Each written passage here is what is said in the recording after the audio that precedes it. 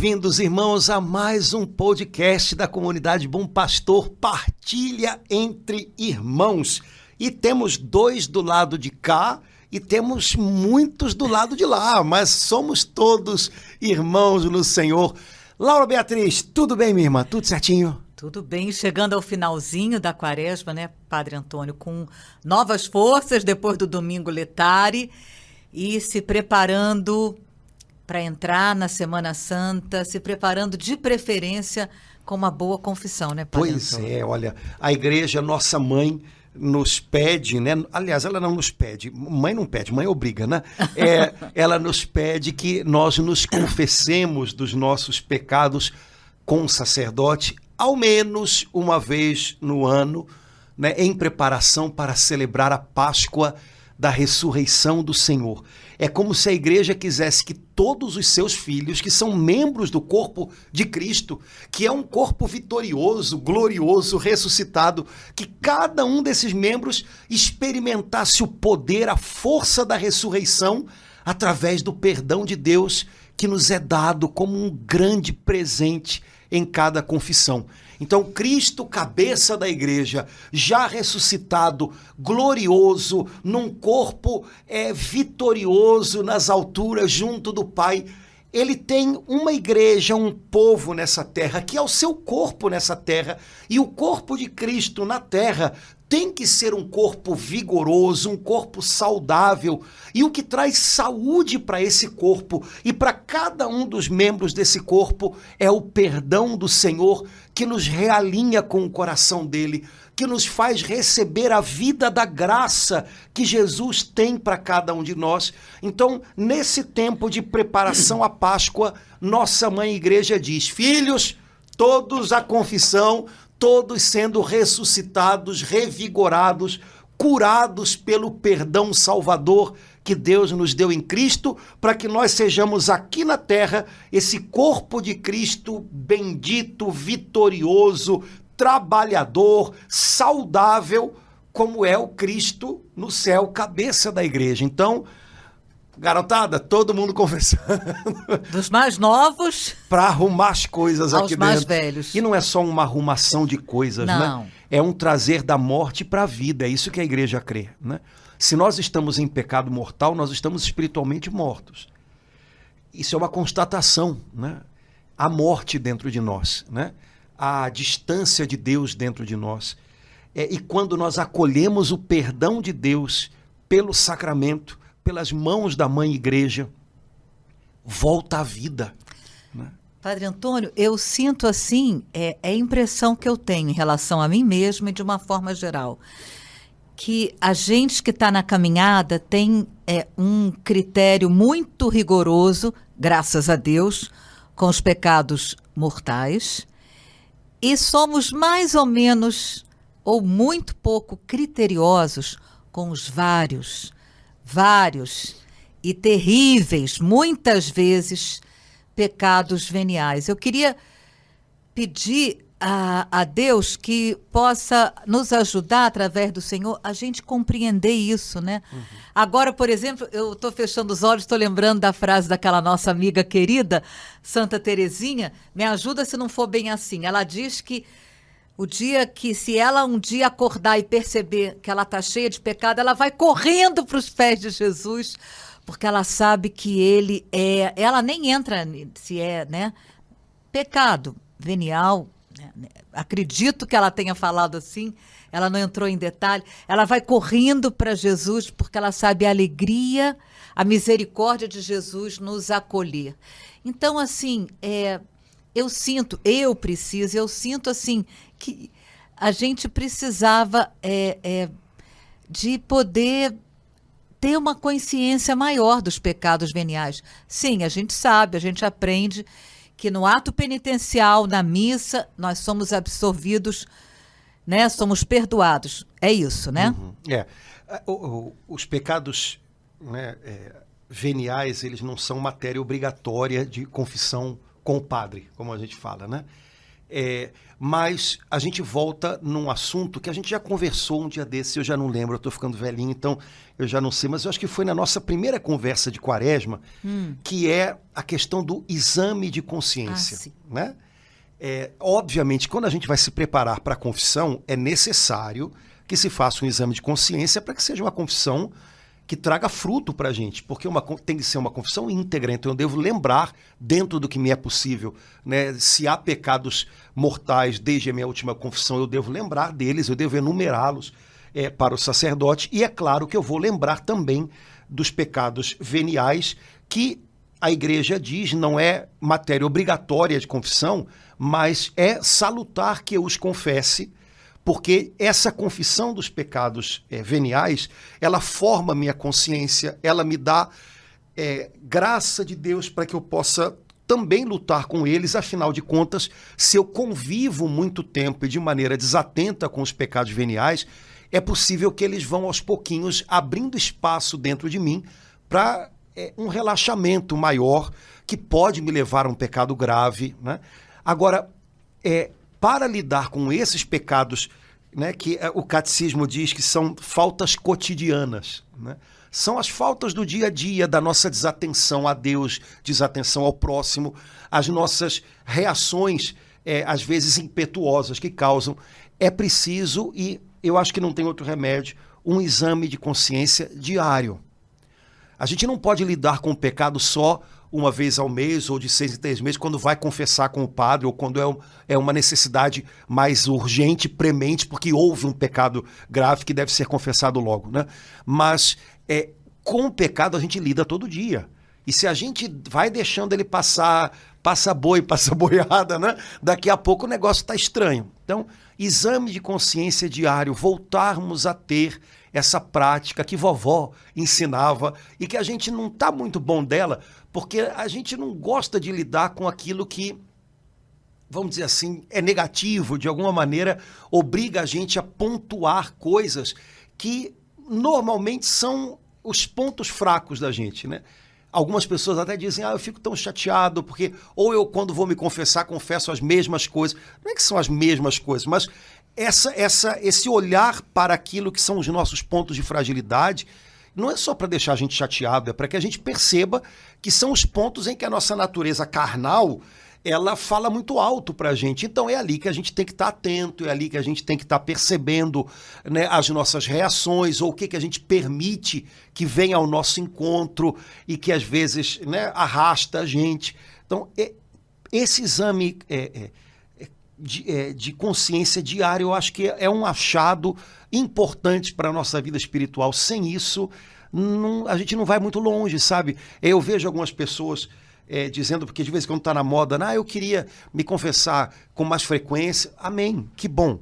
Mas tá, ou então eu queria fazer direção espiritual. Sim, é uma coisa boa. Mas olha, existem coisas que ninguém pode fazer no nosso lugar, né? Então, esse exame de si mesmo, né, esse olhar para dentro de si mesmo com seriedade, para reconhecer os pontos em que a gente precisa mais correr aos pés de Jesus, para que ele nos seja forte ali onde a gente é fraco. Isso nem o confessor, nem o diretor espiritual, ninguém pode fazer no lugar da gente. E se eu vou fazer uma confissão sem estar adestrado a isso, possivelmente vai ser uma confissão meio, sabe? E se eu vou pensar em fazer direção espiritual sem sequer me conhecer, meu filho, você não ligou nem a chave do carro, já está querendo dirigir? Liga primeiro o carro, né? Depois bota alguém para dirigir, mas não dá. Então, senão, Laura, é perda de tempo para quem escuta a gente e para a gente que fala, né? Então, examinar-se, confrontar-se quando o assunto é pecado, isso tem que ser uma coisa diária, é um compromisso, seja para quem tem o costume de rezar no final do dia com a igreja, né, oração de completas, que tem dentro começa, dela, né, assim, um exame de consciência, seja para quem faz isso de maneira livre, sabe? Mas colocar-se diante de Deus e tentar perceber, peraí, Senhor, hoje como é que foi o meu caminho? Onde eu me perdi do Senhor? Né? O que perturbou a minha paz hoje? Né? Que eu permiti que entrasse em mim, que perturbou a minha paz. Será que eu abri eu abri as janelas da minha alma, né, para algo que eu não devia? Então vou fechar agora. Mas isso é um trabalho constante, que não é para ser um peso, que não é para ser uma neurose de culpa, que não é para quem está de fato fazendo um caminho, se rearrumando, como a gente vê nos aplicativos, nos carros agora, né? É refazendo a rota. A gente precisa fazer isso constantemente, né? Então, primeiro ponto. E aí, é claro, quando a gente tem essa consciência de com o que na gente a gente está lidando, a igreja diz que é interessante, quando você vai se confessar, que você também coloque essas faltas cotidianas, esses pecados veniais, porque de alguma maneira você está pontuando a eles, você está se formando melhor na sua consciência, você vai receber um aumento de graça de Deus para te ajudar nesse combate diário contra, ou naqueles pontos em que a gente é mais frágil, e vida que segue, vai ser uma ajuda boa, né? Vai ser uma ajuda boa. Porque eu percebo em mim que isso é uma coisa, assim, às vezes, meio estranha, esse critério bem sério com pecado mortal, o próximo dele, e um certo desleixo com os pecados veniais. O senhor estava falando do exame de consciência. Então, na oração de completas, a gente faz aquela oração que é feita na missa, né? Eu, pecador, me confesso. E muitas vezes eu gosto de fazer o ato de exame de consciência de Santo Inácio de Loyola. Vamos parar um pouquinho, só um pequeno momento de catequese, Padre Antônio, para nos ajudar algum irmão ou irmã que nesse momento gostaria, sim, de ser mais ajudado nesse exame de consciência. Essa oração que a gente faz na missa, por exemplo, pequei muitas vezes, e rever por atos, pensamentos, palavras e omissões? Sim. Eu acho que para fazer um exame de consciência, duas maneiras que eu acho que ajudam, porque são simples. Primeiro, você pode recordar o seu dia. Uhum. Como é que foi o meu dia hoje? E fazer isso de uma maneira tranquila, não precisa ser... Uma vez eu ouvi um padre falando de confissão. Gente, algumas pessoas são escrupulosas na confissão. Escrupuloso é aquele que acha que por mais que ele fale, ele explique, e ele nunca está bom, nunca é o bastante. Isso é uma enfermidade espiritual que às vezes também é psíquica, né? Então, ele diz, olha, ninguém toma banho passando água sanitária. A gente toma banho com sabão e água, tá vendo? Sabonete e água, pronto, né? Então, o exame de consciência não é para você pegar um cutelo e ficar enfiando na sua cabeça. Não é isso. Uhum. Mas eu posso refazer o meu dia. À medida que eu refaço o meu dia, eu vou lembrar daquelas situações, obviamente, que vêm mais à tona e que possivelmente são os pontos em que ou eu tive um impasse com alguém, ou eu tive um pensamento dentro de mim que foi, né, que me absorveu mais, que me chamou mais a atenção. Um sentimento também. E aí, se a pessoa tiver uma caminhada cristã, conhece a lei de Deus, ela vai lembrar, poxa, nesse momento, de fato, faltei a caridade com aquela pessoa, naquele momento eu me irei, e por aí vai, né? Ou então, coisa que não é ruim, né, e que não é problema, não é pecado para ninguém, né, seria até bom ter uma folhinha em algum lugar com os 10 mandamentos, os mandamentos da igreja, os pecados capitais, dar uma olhadinha para aquilo e se perguntar, será que hoje eu estive, né, nesse roteiro? Porque, na verdade, tudo isso é um roteiro, né? É um caminho, né? Ou será que eu me perdi disso? Né? Será que eu fui por caminhos distantes desse, né? E aí você vai contemplando ali os mandamentos, vai contemplando os pecados capitais e vai percebendo, hoje, nesse ponto aqui eu me perdi do Senhor. Naquele ponto ali eu me precipitei, eu passei na frente dele, né? E por aí vai. Quer dizer, sem fazer alguma coisa mais concreta desse tipo, eu não saberia como fazer. Exame de consciência é coisa concreta. Não é ninguém pede perdão por coisas que não existem. Ai, seu padre, olha, eu nem sei se eu pequei, eu não lembro de ter pecado. Bom, se é comigo que sou uma pessoa ruim, eu falo, eu também não vou te dar absolvição, porque eu não sei do que eu estou te absolvendo, eu não posso te absolver de uma coisa que eu não sei o que é.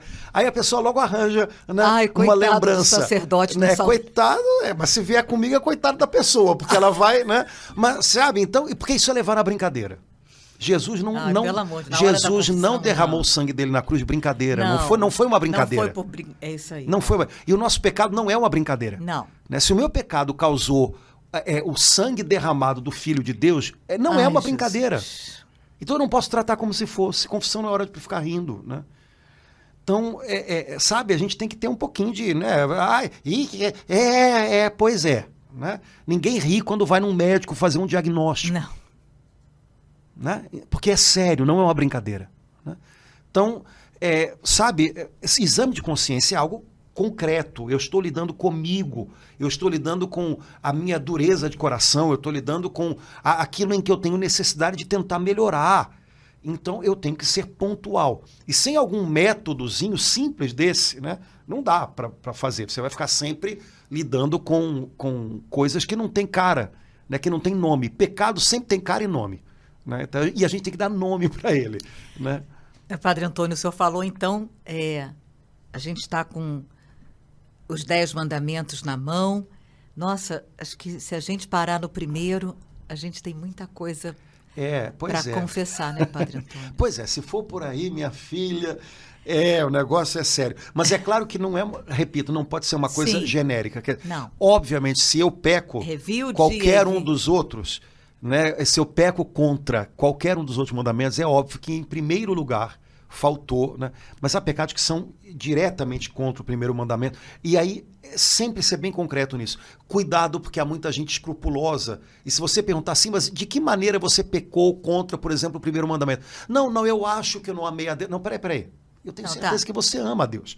Ponto. Não é uma coisa tão subjetiva ao ponto de você não conseguir explicar, olha, nesse ponto aqui eu falhei porque eu ouvi uma pessoa dizendo que havia lá alguém que fazia um determinado tipo de prática e eu fiquei com medo de aqui na igreja a minha oração não dar certo, eu fui lá. Bom, então foi uma coisa concreta contra o primeiro mandamento, certo? Então, cuidado, porque a pessoa escrupulosa, ela se perde em coisas que ela sequer é capaz de pontuar, porque na verdade ela achou... é um devaneio, exato, é um devaneio. Né? Então a gente tem tanto pessoas que são escrupulosas, ou seja, que veem o que não existe, né? Ou que dão um valor excessivo a alguma coisa que é secundária, como a gente tem pessoas relaxadas. Se você perguntar, nada é problema. Né?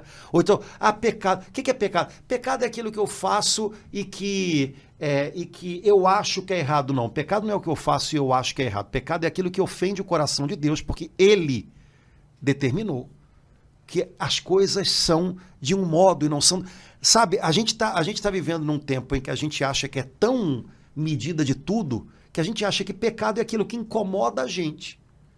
Então a gente confessa um monte de coisa que é absolutamente... né? E deixa de confessar aquilo que de fato é pecado. Entendeu? Eu sei lá, cara. Eu acho que hoje, não sei, né? Não tenho isso na cabeça de ficar imaginando. Mas a gente fala coisas que, na verdade... Deixar de confessar o que realmente é pecado. A gente confessa o que incomoda a gente, e incômodos nem sempre são pecados, né? E a gente não confessa aquilo que ofende a Deus. Entendeu? Então, é um negócio muito esquisito, né? Não, enquanto o senhor está falando, eu estou vendo aqui o quanto que falta, assim... essa consciência do pecado.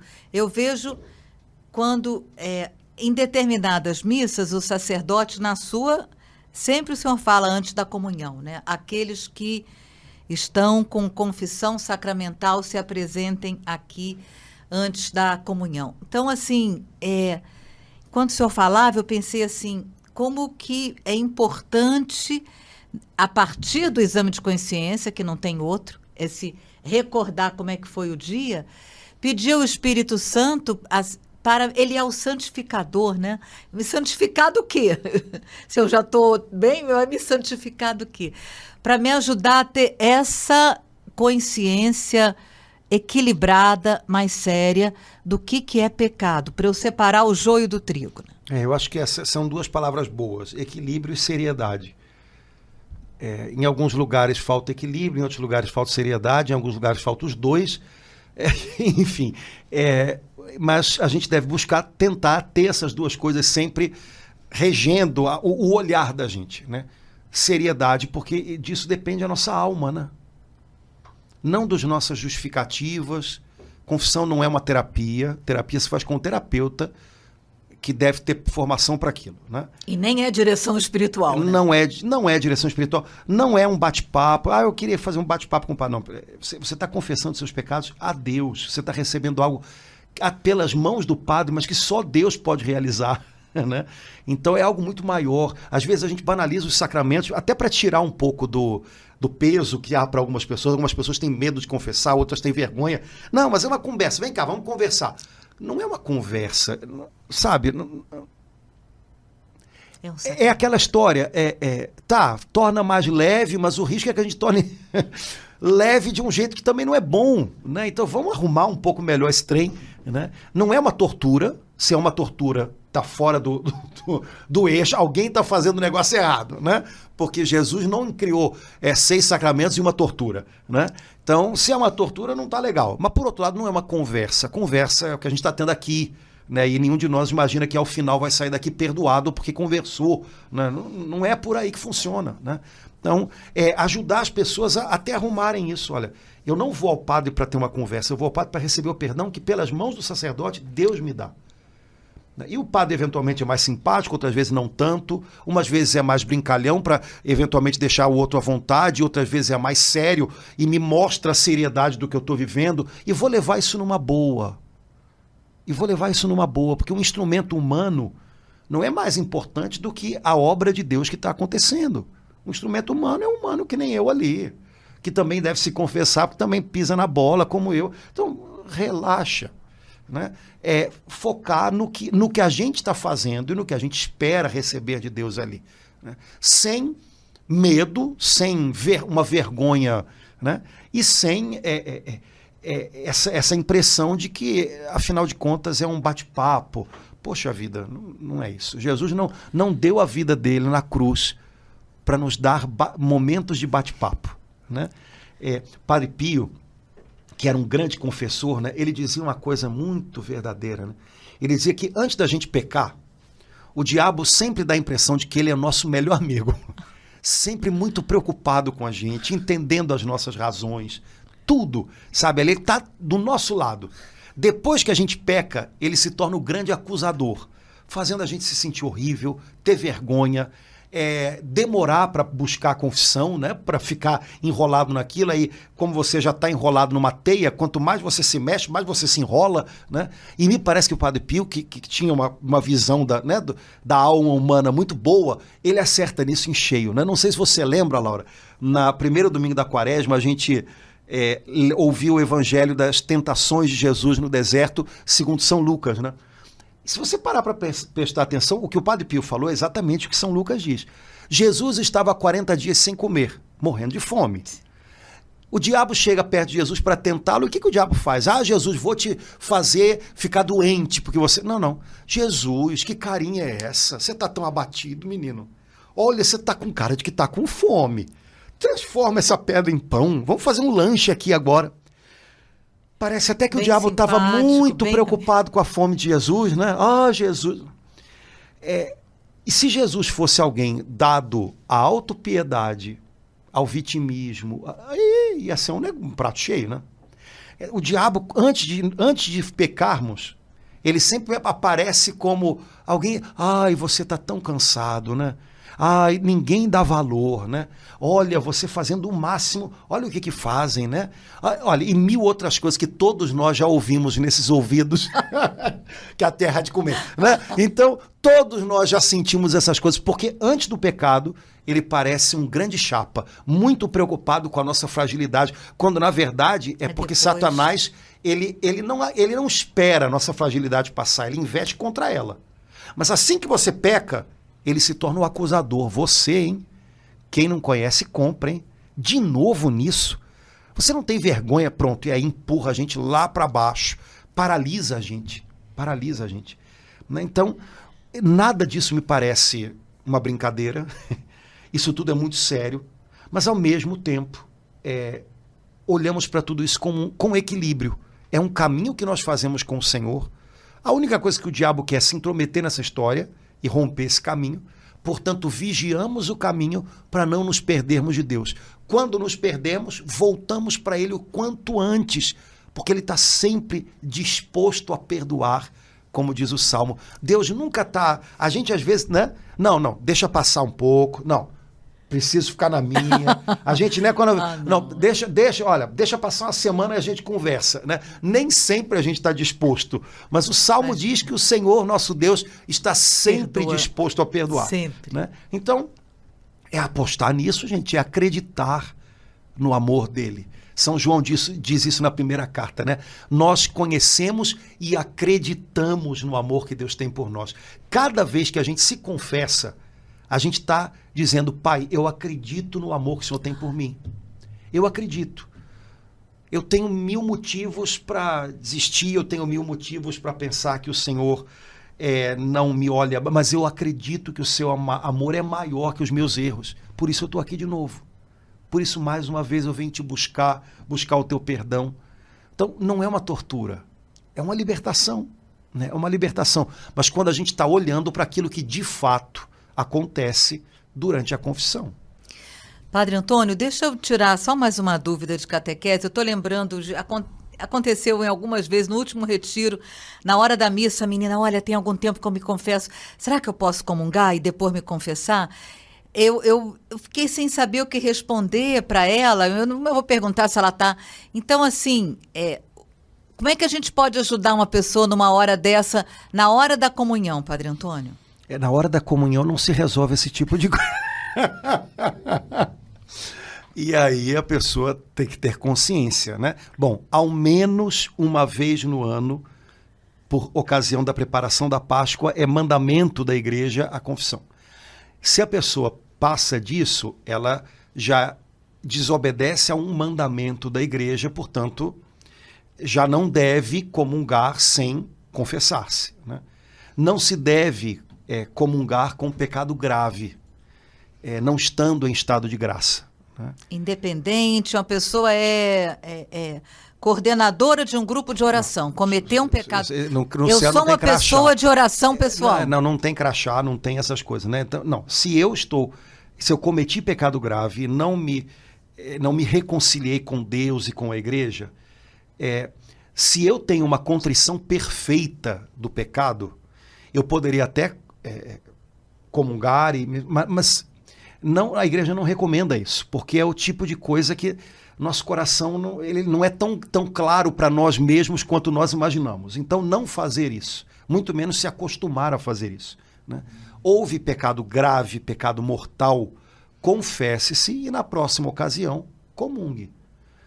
Calma, sabe? Senão vira uma coisa, né, de não tem que ir nada. Né? Confesse, faça o caminho que a igreja pede. É um caminho de penitência que a igreja pede quando a gente está em pecado mortal, portanto não está em estado de graça. Faça um caminho de volta. Né? Quando a gente senta diante do padre confessor, ou quando a gente se ajoelha diante do padre confessor, ali é um ponto de partida, mas também é um ponto de chegada. Até chegar ali, houve todo um trabalho do Espírito Santo no coração da gente. Né? Então, em primeiro lugar, né, se há pecado mortal não confessado, né, confesse-se, depois volte a comungar. Se não há pecado mortal, bom, o que a igreja pede, o mínimo, é uma vez ao ano, por ocasião da Páscoa. Ok. Tendo isso em mente, cada um, segundo a sua consciência, deve... como diz o apóstolo Paulo, né, deve verificar-se, deve fazer um exame próprio. Se não há pecado mortal, e se a pessoa... Ok, a igreja diz ok, tudo bem, comungue. Então não há um período, né, estabelecido, né, mas o risco que a gente corre se a gente não faz um exame constante de si mesmo, isso tudo fica muito fluido. Né? E aí a pessoa eventualmente já cometeu pecados graves, mortais e não tem, sabe, uma atenção, né, para lidar com eles. Quando der eu me confesso, e continua comungando. Para. Senão a gente começa a transformar nossa vida sacramental num automatismo, né, que não é por aí. É uma vida com Deus. Então é preciso que eu esteja com a minha vida com Deus recomposta pela confissão, para que eu possa me aproximar da Santa Comunhão Sacramental. Então, Padre Antônio, a gente pode orientar que será bom que a confissão seja Uma vez por mês? Não, eu não. É isso. A igreja não determina esse tipo de coisa, tá? Então, quando há pecado grave, confesse Sim, logo. imediatamente. Logo. Tá. Né? Não havendo, a igreja não diz, olha, os últimos papas, vários documentos da igreja, a Nossa Senhora nas aparições, enfim, você tem 1000 motivos para considerar que há boas indicações para que a sua confissão seja mais a miúdo, por exemplo, uma vez por mês. Mas a igreja não chega ao ponto de dizer isso daqui, entendeu? Não há isso. Né? Então, o ideal é que a gente tenha uma vida com Deus e tal. Minha filha tinha santo que confessava todo dia. Mas, não, mas há uma orientação, assim, alguns santos, né? Então, né? Mas aí aquele negócio, a pessoa também tem uma consciência muito fina. Não era uma perda de tempo. Né? O Santo Curadás, quando confessava, não era uma perda de tempo. Alguém pode perguntar, mas o que ele confessava? Não sei, mas eu te garanto que ele mirava em algum ponto onde era necessário a luta dele. O problema é quando a gente percebe que não há uma preparação real ali, não há uma luta verdadeira ali, e a pessoa está ali, às vezes, para uma conversa. Então, se é conversa, vamos conversar, vamos bater um papo. E aí, como é que tá? Tudo certinho? Mas então não vamos chamar isso de confissão. Confissão é confissão. Né? A gente não está ali para dar justificativas, a gente não está ali a gente está ali para reconhecer, acusar-se dos pecados da gente, para que Satanás não os use para nos acusar. Né? Então, ponto. É isso. Né? E só fazer isso, às vezes, já é uma grande libertação. Né? Só a igreja, nos últimos tempos, tem estudado muito isso, né? Por conta da influência da psicologia e tal, se estuda muito isso, né? O poder que a confissão dos próprios pecados tem, até como alguma coisa que faz bem do ponto de vista humano, né? Porque você reconhece, você dá nome para as coisas, né? Quando não é só uma comparação, né? Quando um exorcista está expulsando algum demônio de uma pessoa, né? É um momento fundamental em que a gente determina que a libertação está muito próxima, é quando o exorcista obriga o demônio a dizer o nome e ele diz. Porque aí se percebe, pronto, o que estava escondido apareceu. Né? Então ele já tá se dando meio que por vencido. Né? É claro que isso tem a ver com situações limite e que são muito específicas e numericamente muito limitadas. Mas do ponto de vista do pecado, a gente pode dizer a mesma coisa. Quando a gente consegue dizer o nome para outra pessoa, no caso para um ministro de Deus e da igreja, né? O poder que aquilo tinha de trabalhar escondido dentro da gente já está sendo quebrado. Ai, que beleza isso, né? Padre Antônio. Então, até o falar... E quanto mais eu falo, sem ter que me justificar muito, eu posso até situar o padre para que ele entenda a situação daquele pecado. Mas eu não preciso contar porque no final das contas, quem me fez pecar foi a minha avó, a minha sogra. Né? Não, evitar isso. Mas quanto mais eu sou capaz de externar isso com responsabilidade e contrição e arrependimento, humanamente, isso é muito legal. Isso faz bem para a gente, não é um mal. Não, porque se você ficar reconhecendo o seu... Não, reconhecer os erros e ter a chance de ser perdoado é uma bênção. Esse é que é o negócio. Ninguém vai se confessar para levar uma paulada com uma palmatória. A gente vai se confessar crendo no amor de Deus, né? Na confiança no perdão de Deus. Então, isso é maravilhoso. E eu amei aquela hora que o senhor falou, inclusive também...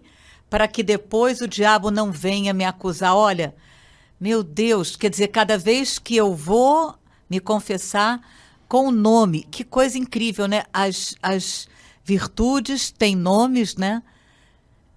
E os pecados têm nomes, e são palavras, são uma palavra. Eu não lembro qual é a santa, mas tem uma santa que eu já não lembro, porque a minha cabeça tá cabeça de velhinho.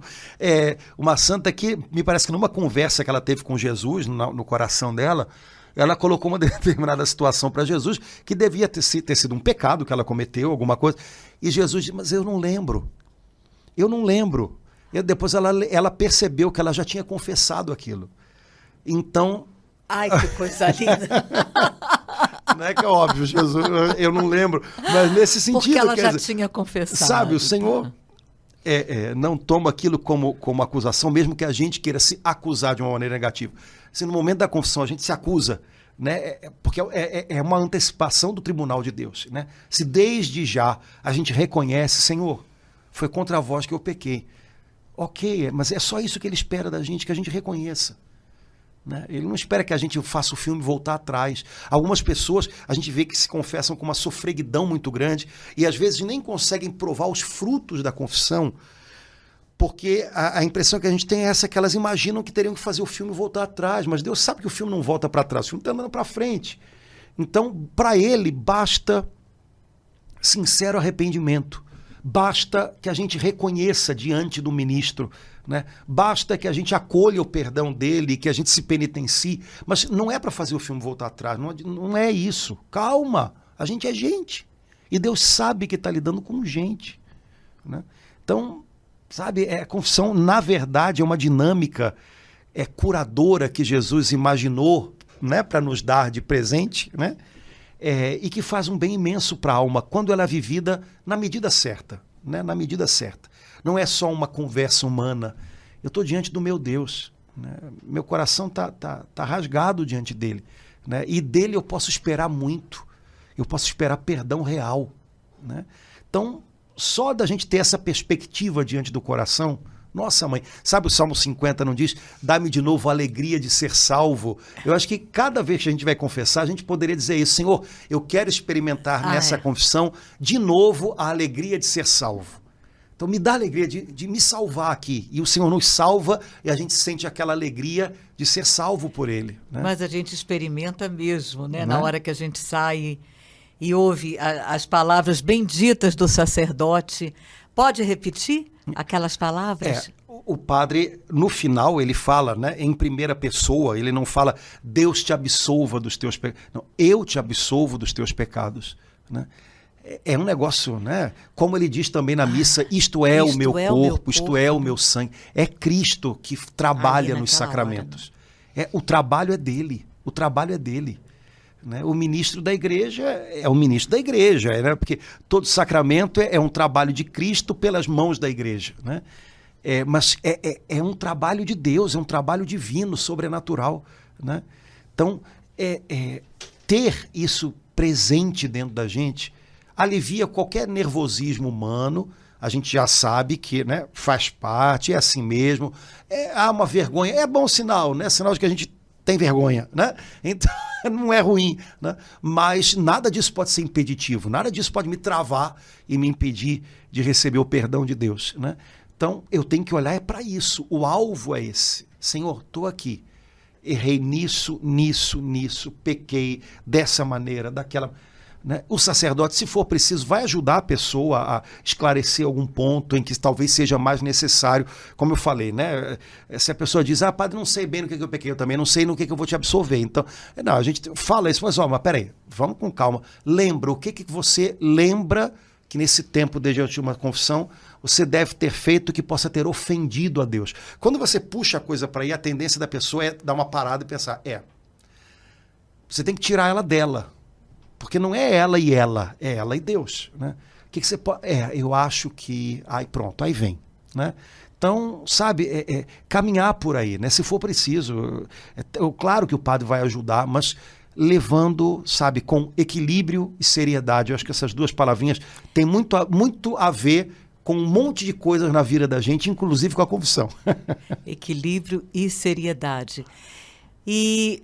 depois, assim, alguns sacerdotes dão alguma orientação na penitência, outros orientam algumas orações, né? E outros não fazem nada. E tudo bem. Em princípio, deve-se ter alguma penitência, que é o que a gente chama de reparação, né? Porque os pecados que eu cometi, o Senhor perdoa. Mas eles são injustiças, concretamente, que desordenam ou a minha vida, ou a vida de outra pessoa, ou a vida da igreja, ou a vida da sociedade. E quando a gente lança uma desordem em algum ambiente, é preciso que a gente depois também lance ordem, né? A gente repare aquilo, né? Aquilo que a gente chama de penitência, que normalmente o pessoal pensa que são 3 Ave Marias, 3 Pães Nossos, né? E que pode ser bem mais do que isso, né? É uma maneira da gente mostrar, olha, eu estou reparando uma injustiça que eu cometi, uma injustiça, em primeiro lugar, contra Deus, porque todo pecado é isso, né? Depois, contra a igreja da qual eu faço parte, contra a sociedade, contra a minha própria vida com Deus, eu estou reparando. Então, aquele gesto de penitência, aquele gesto de reparação, é como se fosse um caminho de volta, né? Em princípio, se deve ter uma penitência para reparar aqueles pecados. Se eventualmente o padre não dá, ou é porque ele próprio, não sei, vai realizar alguma penitência pelos penitentes dele, ou porque talvez aquela pessoa tenha confessado, às vezes nem pecados graves, nem pecados veniais, às vezes são imperfeições, e o padre, né, considera que não há algo a ser reparado objetivamente, sei lá, mas em princípio, aquela penitência não é só...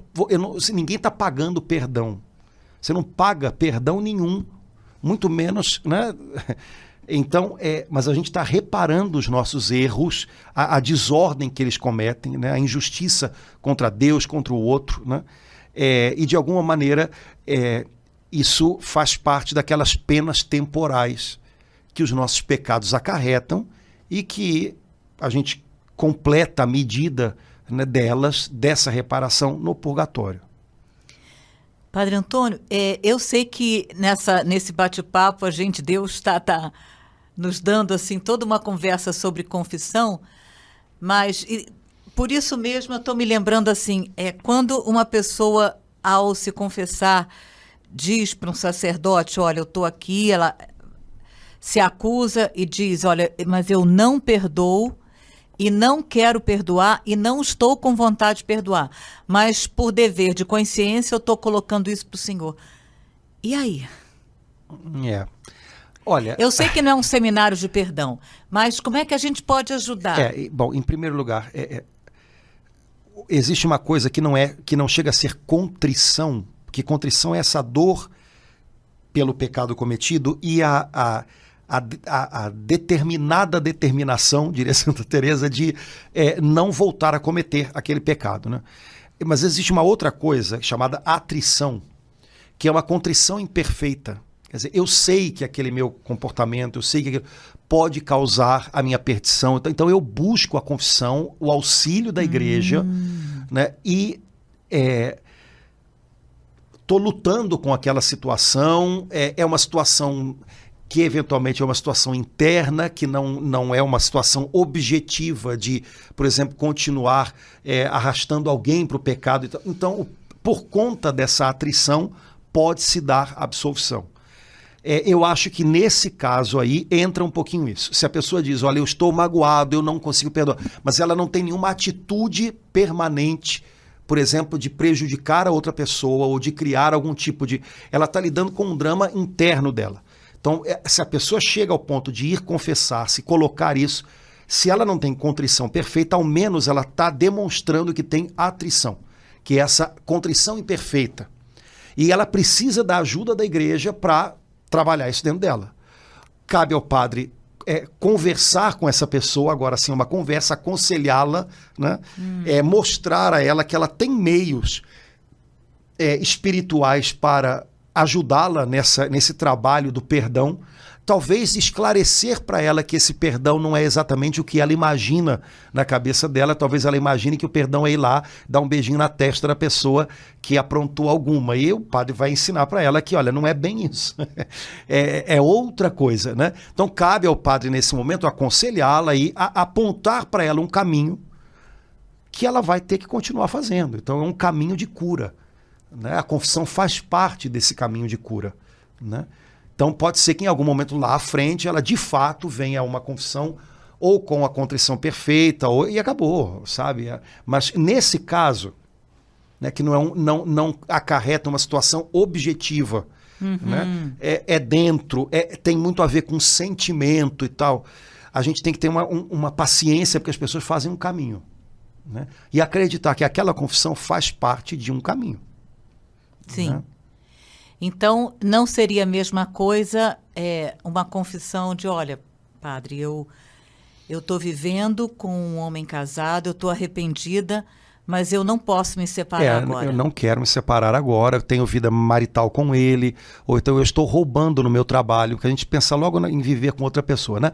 Mas não, eu também estou roubando no meu trabalho, eu tiro todo mês no meu trabalho, sem que ninguém saiba, uma quantia tal, e continuo fazendo isso. Não, isso também é algo objetivo, né? Contra a lei de Deus, né? No caso primeiro é adultério, no caso segundo é furtar, né? E que eu não interrompo. Né? Então, isso não é nem atrição. Quer dizer, eu continuo fazendo, né? Tem uma objetividade aí muito mais empenhativa. Né? E no caso que você colocou da pessoa, eu sinto. O sentimento da pessoa é um negócio, a gente sente um monte de coisa.